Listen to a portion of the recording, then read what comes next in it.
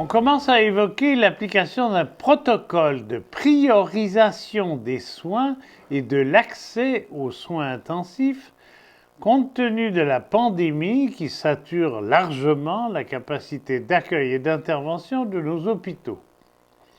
Le gouvernement du Québec a adopté un protocole qui prévoit les modalités de cette priorisation, à savoir quand les soins intensifs voient leur capacité saturée à 200%, le protocole doit s'appliquer, ce qui inquiète bien du monde. Certes, c'est une mesure plus sage que le recours à des hasards ou à des opinions non vérifiées ni vérifiables. Mais il y a deux mais.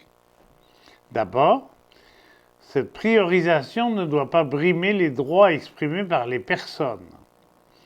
Or, comme l'ont dénoncé deux experts reconnus, je cite, « Dans bien des cas, pour ne pas dire dans la plupart des cas, les personnes qui sont hébergées dans ces institutions ont déjà fait valoir leur volonté, verbalement, à leurs proches ou dans un mandat de protection, dans une directive médicale anticipée ou encore dans un formulaire de niveau de soins qu'elles ont signé, elles ou leurs représentants, de ne pas recevoir de soins extraordinaires, entre guillemets, et de ne pas être transférées dans un établissement de soins aigus.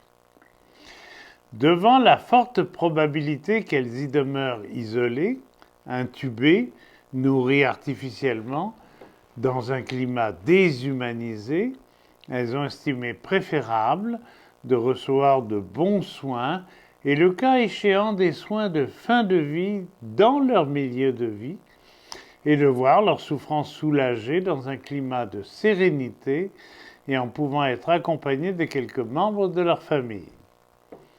Traiter les personnes dans leur milieu de vie lorsque c'est ce qu'elles veulent serait aussi une façon de prévenir l'entrée en vigueur du protocole puisque cela imiterait les demandes d'admission aux soins intensifs. C'est signé Daniel Chalifou et Pierre-Gabriel Jobin, respectivement présidente de l'Institut de planification des soins du Québec et professeur émérite à la faculté de droit de l'Université McGill. Mais il y a un deuxième mais. Ce n'est pas parce que cette priorisation est plus sage et plus raisonnable dans les circonstances qu'elle doit nous empêcher de réfléchir collectivement à la situation de nos centres hospitaliers et de procéder aux analyses critiques nécessaires. Les hôpitaux sont depuis longtemps les privilégiés du système public de santé et leur fonctionnement siphonne une part toujours majeure des budgets alloués.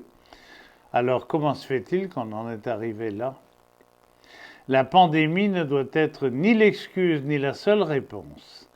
Entre autres vecteurs, l'absence de prévention efficace, la carence et l'insuffisance des services et soins à domicile, l'hypermédicalisation, la centralisation extrême doivent aussi nous interpeller et nourrir nos critiques et nos revendications.